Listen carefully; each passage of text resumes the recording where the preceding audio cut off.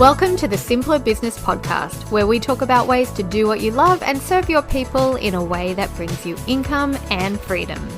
I'm your host, Marissa Roberts. Join me as I chat with my favorite entrepreneurs about how they simplify their biz so that you can simplify yours. We talk about online courses a lot here on the podcast because they're such a game changer in your business when it comes to increasing your cash flow and freeing up your time. Now, passive, in my experience, applies to everything once it's all set up and working. You've created your product, you have a sales and delivery process set up for it, and you have a marketing strategy that actually converts. So it's not completely effort-free, but it's so much freer and easier than filling your week with 40 hours of one-on-one coaching or services. So I highly recommend adding an online course to pretty much everyone that I work with. So what's the best way to actually sell your online program and create a reliable passive income stream? Most course creators rely on live launches to sell their course, but they can be quite unpredictable, especially the first few times you launch, and they tend to come with a lot of risk because of the short time frame and that feast or famine nature you get when you're launching and you have a lot of downtime in between. All it takes is one broken link or misaligned message in your launch for profits to tank and for the whole thing to kind of flop. So that's a lot of pressure. Now, equally, when creators go evergreen the traditional way, their conversion rates plummet and the dream of passive income just feels like it's moving a little bit further and further out of reach. And what a lot of course creators don't realize is there's another way to sell that takes the best of both of these options and leads to predictable passive income and sustainable growth. You can launch with a profitable evergreen system and use ongoing automated customer feedback to dial in your messaging and improve your sales conversions over time. So there's no more stressing and guessing your way to more course sales. You'll have audience insights to inform you where any leaky holes are and how to plug them. And my guest today, Abi Prendergast, is the creator and soon-to-be author of Day One Evergreen, the automated funnel that's built to convert better every month. For years, Abi wrote launch copy for some of the biggest names in the course industry, including Amy Porterfield and Copy Hackers. But eventually the nail-biting pressure of live launches got to her, so she created a system that equips creators to hop off that live launch roller coaster and create a reliable flow of passive income in their business. If you have been struggling with your passive product sales or procrastinating on creating them, or you want to move away from live launches without that big drop in cash flow, you are going to love what Abi has to share. So Abi, welcome. I'm very excited to have you with us today. I'm excited to be here. Thank you so much for having me.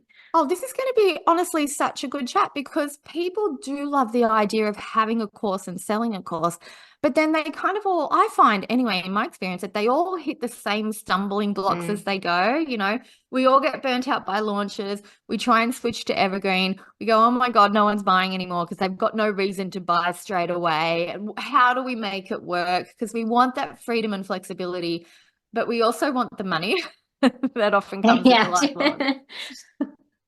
So I think everyone's going to love this topic today. And I think that having somebody kind of showcase what you can do instead, or that there's another option that can work for them, that you can actually guide them through how to do it, I think that's a really, really nice balance that they can bring to their business in a time where everybody's just feeling like they have to slog it out and work 24/7. We don't want that. We don't want that for people. We don't. We don't want that.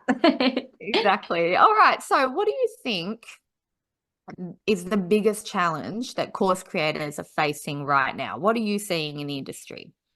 Oh, the biggest. Yeah, I mean, some of the ones you've touched on, sure. I think maybe the biggest is that it's just not as easy as it used to be. Like I worked in 2019 and 2020, I worked for a launch agency doing ads, and we just quite quickly scaled people up through the six figures to $1 million. And it was, I mean, that was kind of my introduction to the course world. And I saw people literally living the dream. I remember being so excited. It's like, okay, hang on a minute, let me get my head around this. They create a course, it's totally all pre-recorded, no material costs. And now suddenly they're making 100K a month from it. It was mind-blowing. And sometimes it feels like those days are I don't want to say over because it's still possible, but it's not as easy. You can't just use the same rinse and repeat strategies, the same templates, the same old stuff. Yeah. And I think it's not just new course creators that are experiencing this. Actually, creators that were established and were bringing in those big profits have found that what was working just isn't anymore. I think part of that is maybe that consumers have just wised up a bit. Yeah. And when people go into a webinar, they know to expect a pitch.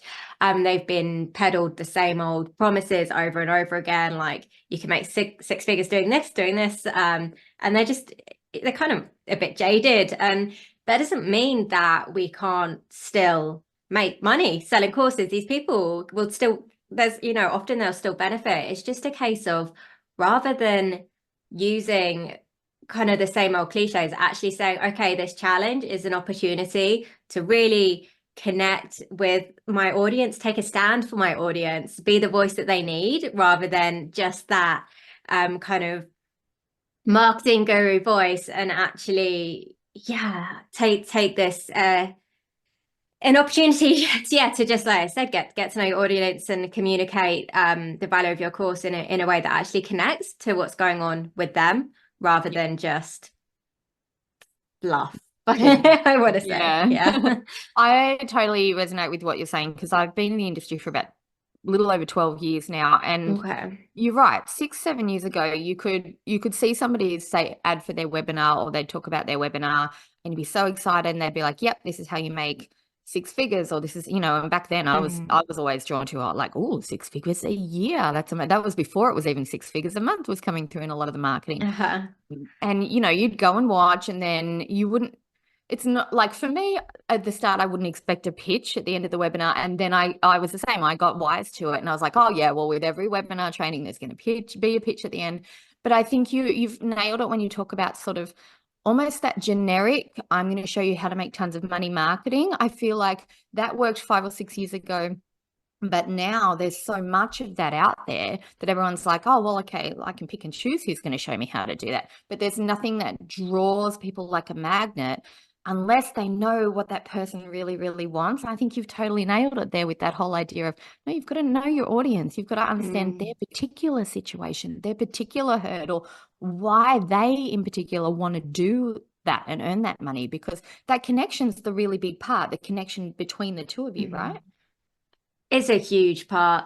I mean, it's not enough to just pick out some problem points, some dream points, that marketing stuff are all taught. If your audience doesn't see and feel how those problems and desires map on in the context of their lives, then it's not going to resonate. There's going to be that disconnect, and people are less likely to sit down and watch your webinar, to read all of your copy, actually make it to the bottom of your sales page. They're going to be more likely to just click off. Yeah, Yeah. I totally agree. It's a tougher market out there. Your audience is still there and they still want to work with you, but getting their Yeah. attention, keeping their attention and making them go, oh yeah, this is the person that's going to show me. I think that's where a lot of people skip out, really. Yeah, exactly. All right. So controversially, I've heard that you disagree that course creators should validate their online course before they jump into evergreen. And that's an interesting one because a lot of coaches give that advice. You need to validate your course before you set it to run. And on the surface, it makes sense. So what are your thoughts? Why don't you agree with that? Yeah, I mean, so what I say is you don't need to live launch. So there's the message out there is often that you need to live launch a few times, and then once it's validated through live launching, you can go evergreen.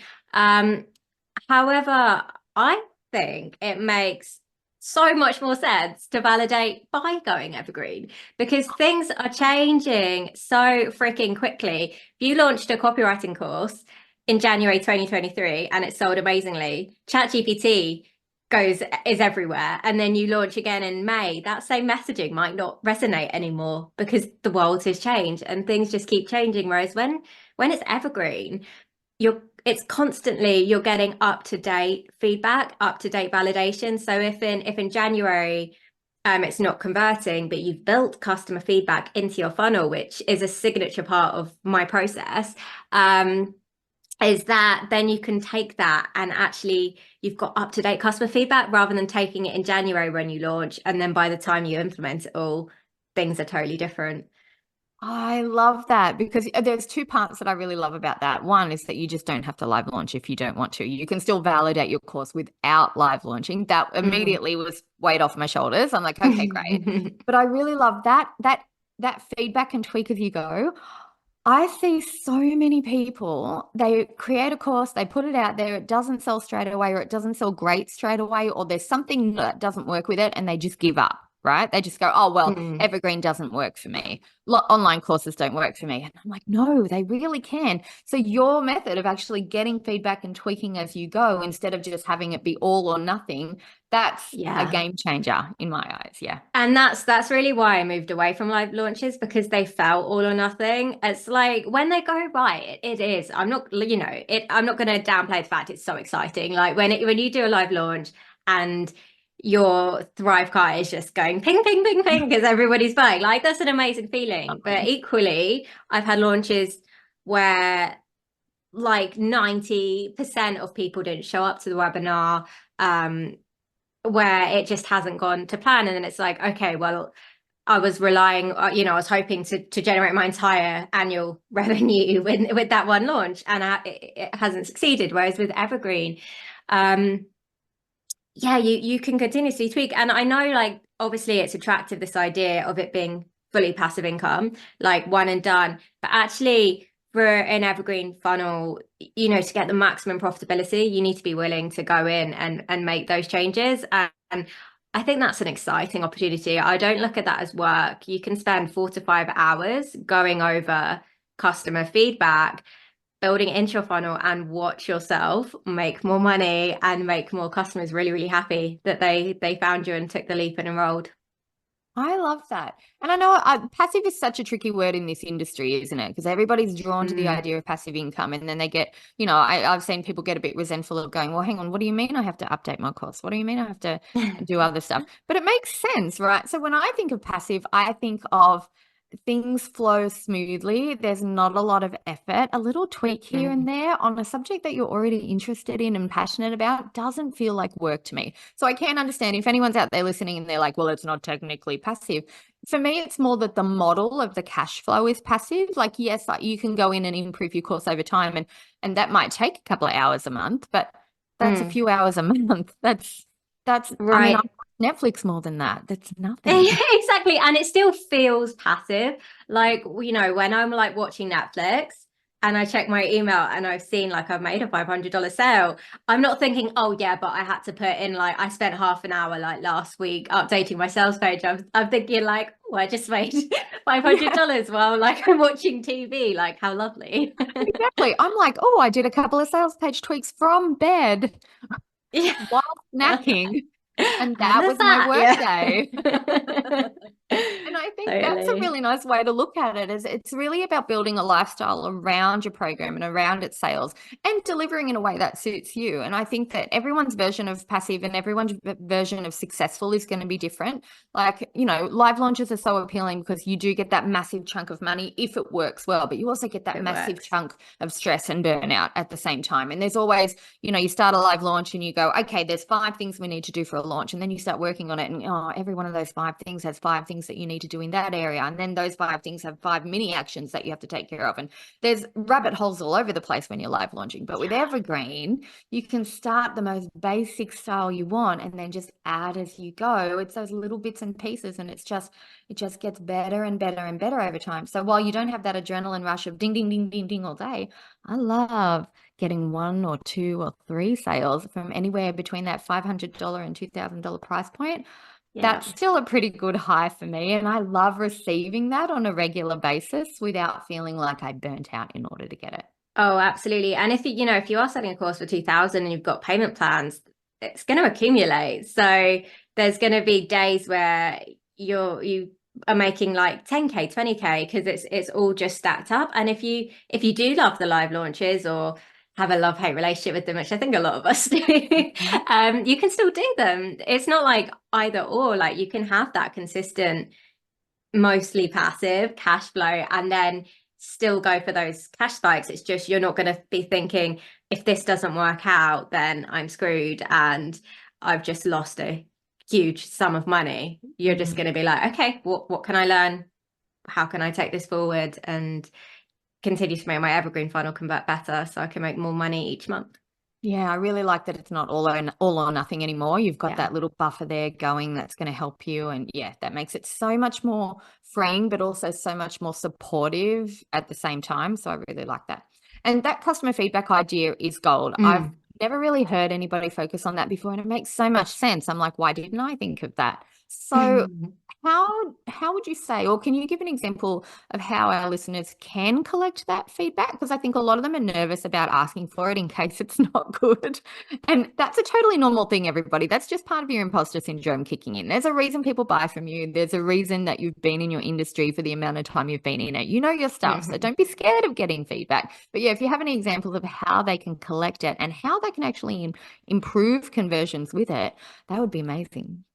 Sure. Okay. So so my signature funnel is day one evergreen. The idea being you don't need to live launch validate. You can go evergreen from day one if you build customer feedback in. So this is about automating customer feedback collection through your funnel. So taking various touch points across the funnel and asking for feedback. So in marketing, there's a concept called seducible moments. So when you've given someone something, that's a seducible moment. They're feeling that urge to reciprocate. It's basic psychology. So that it's in those moments that you want to ask them to just answer quick, simple questions. We're not asking them to fill out a massive survey, just to find out what we can at that moment. So an example, thank you pages.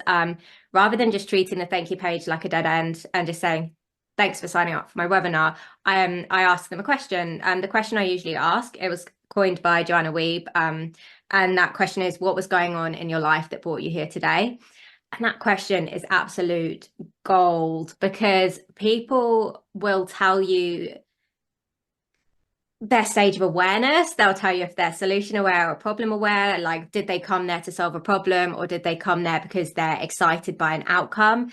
And better than that, they'll give you voice of customer. So it's not just like what I said earlier about contextualizing problems in what's going on in your customer's life. Like, this is a moment to get that. So rather than them just saying, I want to make six figures, they're going to say things like, I want to make more money because I really would love to take my family on a vacation in the forest this month. And those specific details, when you build that into your copy, into your messaging, it's going to resonate with people. It's going to convert more. I mean, people in our industry, they talk a lot about know, like, and trust, and that's so important.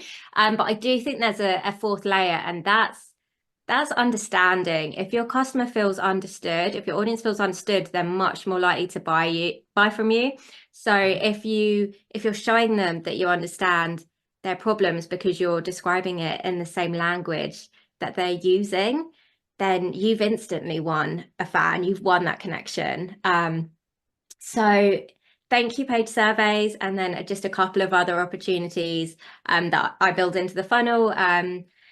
At the end of the sales sequence, where you're emailing your list, just ask them, like, what kept you from buying this time around? Don't ask them why they didn't buy. That feels kind of accusatory. Ask them what kept them, and they'll tell you. And yeah, sure, we can anticipate often price is an objection, but you'll get the voice of customer, so you'll hear the conversation that's going on in their head. Is it that they couldn't buy because of the timing? Is it because they spent on another course? And then you can actually build those objections again back into your funnel, into your FAQs. And oh my goodness, you will see your conversion rates creep up. I really love that you just sprinkle those little feedback opportunity moments through the funnel. It's not heavy and lengthy. It doesn't feel like homework for them to do it. No. And I've actually signed up for your stuff before, and I've seen you do that example, and it did not. I've been in the industry for so long. did not even raise a flag with me that that's what that was. Like it just felt Mm. like a true connection point. You did it really, really well. And I think that, I'm going to recommend everybody go and check out Abby's website and take a look at her own funnels and things like that, because I think that that was such a beautiful way to experience that. It wasn't a hard Yeah. sell. I mean, no, it's not. It's and it is genuine connection because when you land on that thank you page, I'm Mhm. not trying to force push you into anything. I'm literally saying like, Marissa, like I want to listen to you. I want to know what's going on in your life that brought you here. And the what I'm going to do with that is use it to make sure that my copy is connecting better with my customers. And I believe, as I'm sure any course creators that listening, we believe that our courses do have the power to make our ideal customers' life better. So it's not about collecting this stuff to like push the sale. It's about actually empowering people to buy by speaking their language. Yeah, exactly. Because that's our whole goal. We're not just in it to make tons and tons of cash. I mean, it's lovely. It's a lovely It's a nice side effect. byproduct. Yeah, but we started our businesses because we're passionate about what we do and we really want to help people. And that's the two same factors I see from anybody that I'm working with. I started my business because I wanted more freedom for me, but I really wanted to help people and I'm passionate about what I do. It's always such a big factor. So to be able to share that with your audience in a way that connects to them and actually does help them in a way that resonates with them personally, that's Mm. such a beautiful thing. That's a lovely thing to add, regardless of conversion rates. It's still just a beautiful Mm. connection point. And I think you're so right when you talk about voice of the customer.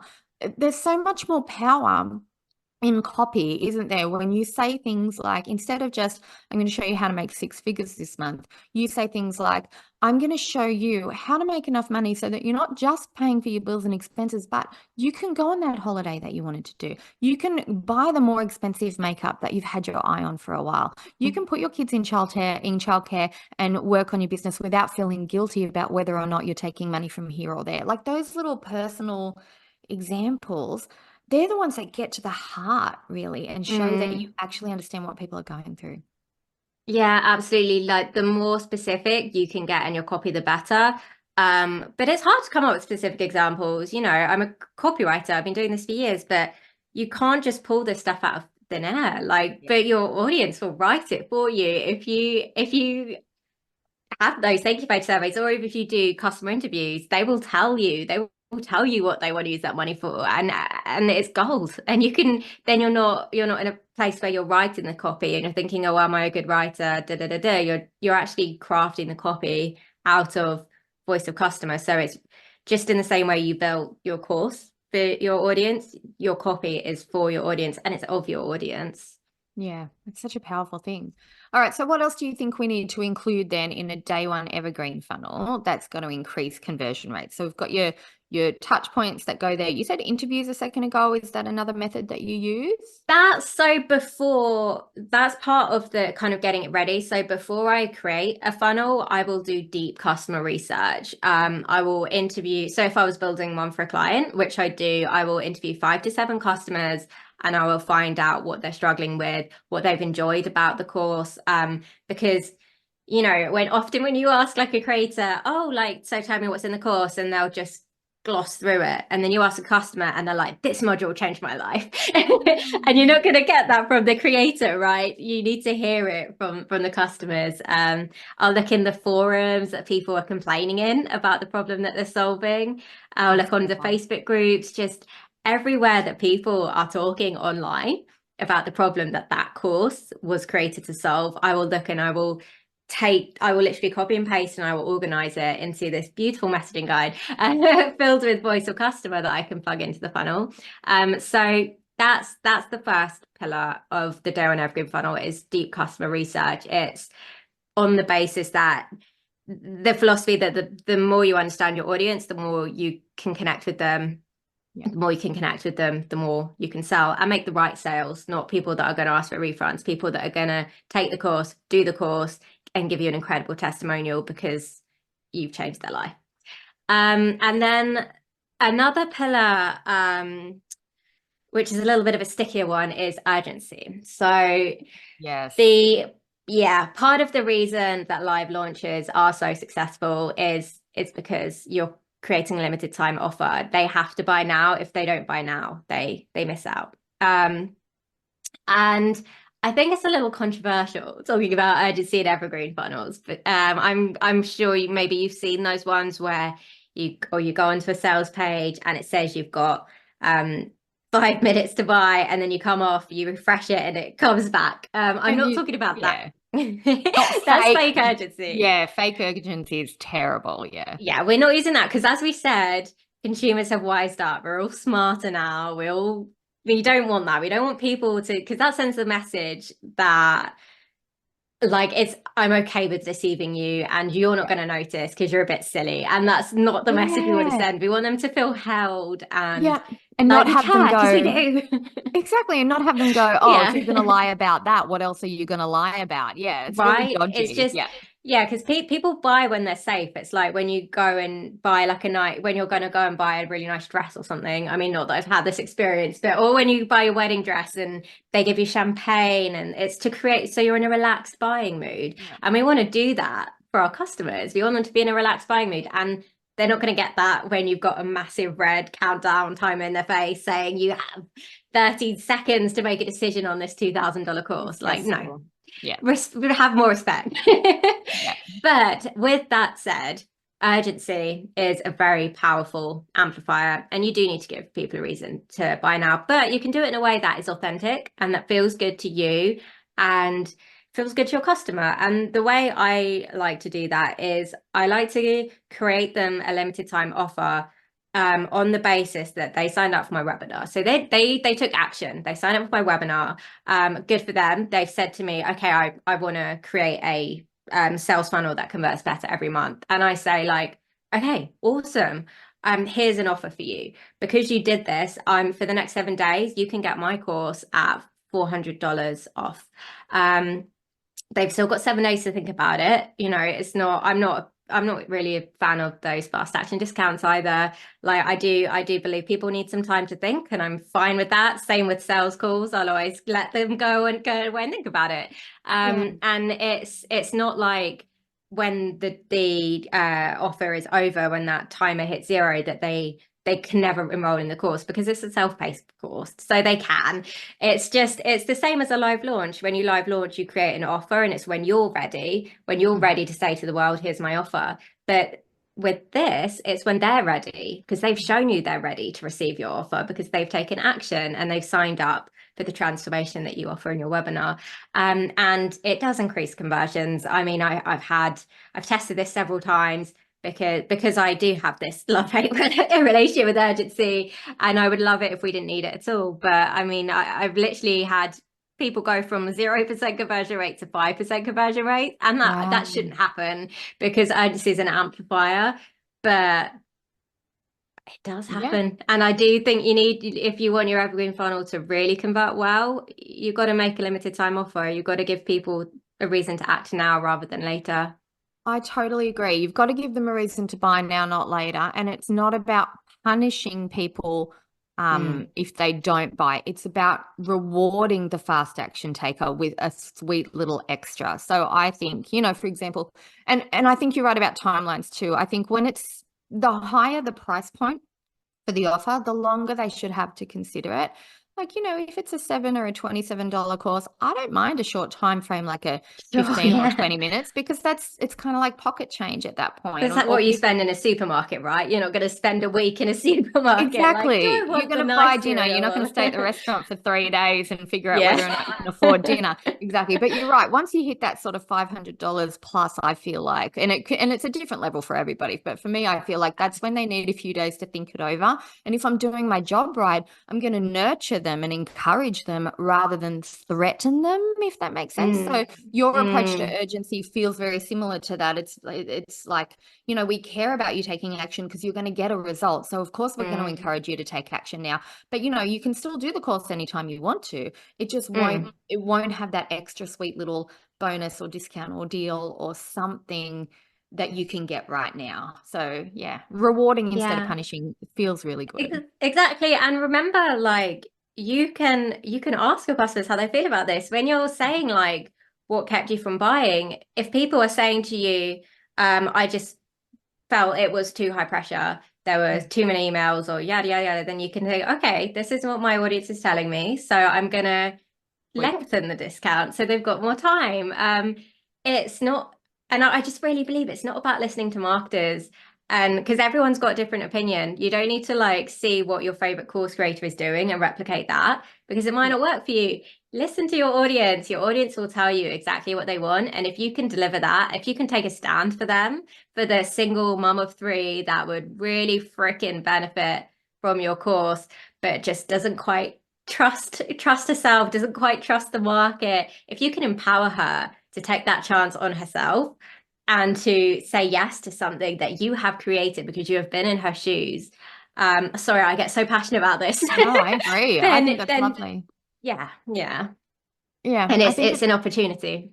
it is. And that's what we're doing here is we are helping people change things for the better. And I think it's beautiful that you do care so much about that, because this isn't like a heavy bro style sort of trick people into No. buying from you thing. That's not what we do. That's not what we do in our businesses. We actually sell things that really do help people. And I know that a lot of entrepreneurs that I work with, they shy away from sales tactics because they feel sleazy and they feel pushy, and then their courses never get out there. So your version of this is such a beautiful way to do it. It helps the marketer, it helps the business owner, but it also really helps the customer in a way that makes them feel good and feels like it was worth doing business with you. And I think that's, to have that connection right from the start, that's a beautiful thing. So I'm so excited that you're here to share that today. And I know that some of our listeners are going to want to go further, right? Because if they're anything like me, they'll be like, right, I've got some ideas now. I need to take action on them before I forget